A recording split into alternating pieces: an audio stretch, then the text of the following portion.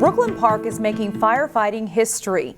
The city is transitioning to a full-time department, and its very first class of full-time cadet recruits is ready to make a difference. Prior to going full-time, Brooklyn Park's fire chief says the city was having trouble finding firefighters who also respond to medical calls. The city's first batch of full-time recruits just endured 6 months of training, including one last test. Photojournalist Dustin Scholl takes us to one of their final training sessions. This is our very first full-time firefighter cadet academy that we're running. These 8 firefighters will graduate and join the ranks of the Brooklyn Park Fire Department as full-time staff. I grew up in Brooklyn Park, and I always wanted to, serve the community I grew up in. And I also have friends and family that are in the fire service. All you're trying to do is structure against structure. It's been a lot to get to this point, over 6 months and then 2 days of just testing every single skill that we could possibly throw at them. This is all we got.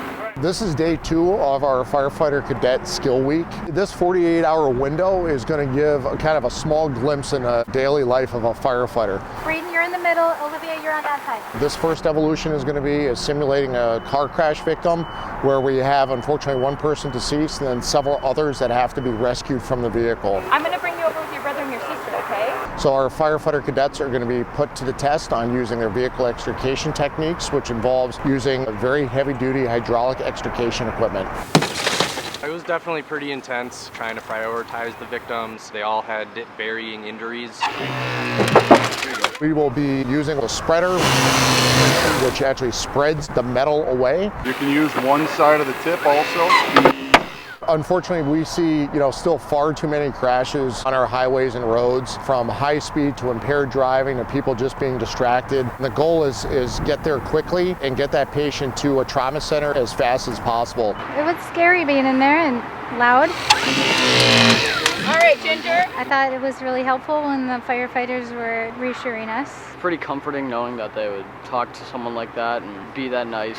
All right, Ginger's gonna be up top, okay? The goal is to test them physically, but also mentally.